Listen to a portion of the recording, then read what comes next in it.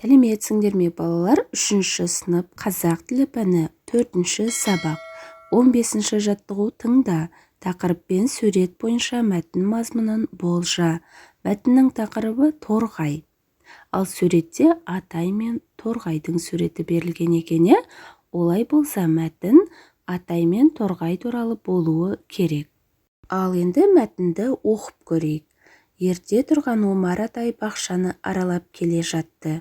Ол жусанның ығында бүрісіп отырған бір торғайды көрді. Өзіне әбден жаңбыр өткен. Торғай Омар Атайға жасқана қарады. Әрі тоңған, әрі қорыққан кішкене құс қалшылдап тұр. Омар Атай торғайды үйіне әкелді. Алдына ыдысқа салып жем әкеп қойды. Торғай жемді жемеді.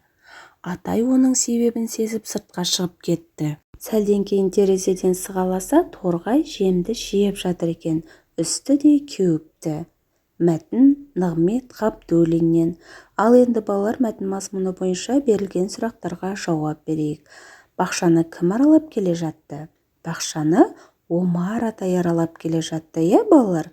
Ол нені көрді? Омар Атай жусанның ығында бүрісіп отырған бір торғайды көрді.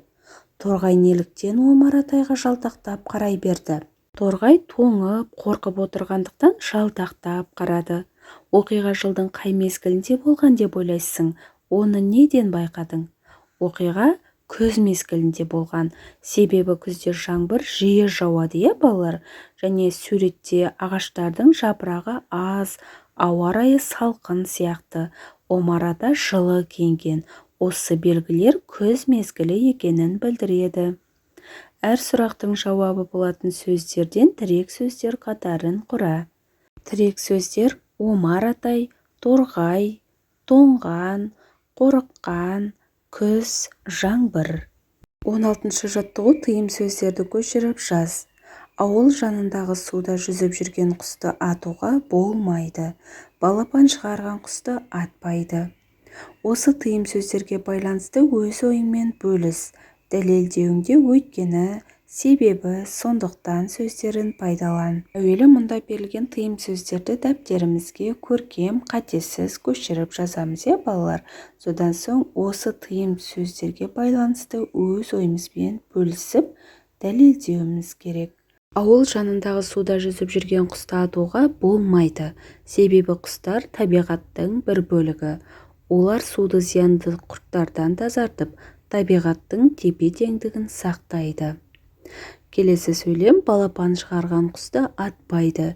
Өйткені оның балапаны кішкентай, өз бетінше тіршілік ете алмайды. Егер анасынан айырылса, тірі қалуы қиын.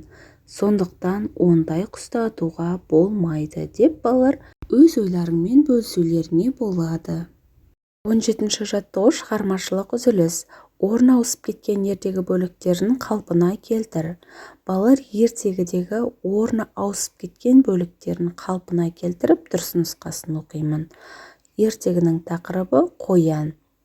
Бірінші бөлігі қоян күндегі әдеті бойынша ініне қашып кіреді. Әркім қуа бергеніне қорланып, ол қатты ыза болады. Мен көрінген нәрседен сескенем. Бүйтіп әркімнен бір қорқып жүргенше тезірек аулаққа кетіп қалайын деп тұра кеп жөнеледі. Екінші бөлігі су бойында жайылып жатқан қойлар қастарынан сымырап өте шыққан қояннан үркіп, тас талқан болып қашады. Сонда қоян ойланып, менен де қорқатын хайуанаттар бар екен-ау деп көңілі орнына түседі. Кетпей қайтадан ініне оралады. Мінекей балалар, ертегідегі орын ауысқан бөліктерін белгілеп көрсетіп қойдым. Ал енді 17-ші жаттығу бойынша келесі тапсырма: ертегідегі негізгі ойға сәйкес келетін мақалды тауып жаз. Бірінші мақал: сақтықта қорлық жоқ. Екінші мақал: қорыққанға қос көрінер. Үшінші мақал: жақсы сөз жарым ырыс. Балалар, бұл ертегідегі негізгі ойға сәйкес келетін мақал қорыққанға қос көрінер деген мақал. 18-ші жаттығу өлеңді түсініп оқы. Сұраққа жауап бер. Өлеңнің тақырыбы қанша сәбіз еді. Біздің үйде көжек көп, іштерінде өжет көп. Әсіресе бес көжек, маған нағыз дос көжек. Бес көжекке достасқан, сәбіз бердім қос-қостан. Бір сәбізім соңында қалып қойды қолымда. Сәбізімді әуелгі санап берші, ал енді. Өлеңнің авторы Сұлтан Қалиев. Ал енді балалар, қанша сәбіз еді деген сұраққа жауап береге. Өлеңде 5 көжекке қос-қостан сәбіз бердім дейді. Сонда 5 көжекке 2 сәбізден берсе 10 сәбіз берді, және бір сәбіз қолымда қалды дейді. Сонда барлығы 11 сәбіз болған екен, балалар. Көжек, өжет сөздерінің мағынасын сөздіктерден тауып оқы. Көжек дегеніміз қоянның баласы, ал өжет дегеніміз қайсар, қайтпас, батылдық. Мінекей балалар, осымен бүгінгі сабағымыз аяқталды. Сендерге барлық тапсырмалар түсінікті болды деген ойдамын. Балалар, келесі жаңа сабақты жіберіп алмау үшін каналға тіркеліп қоңырауша белгісін басып кетуді ұмытпаңдар.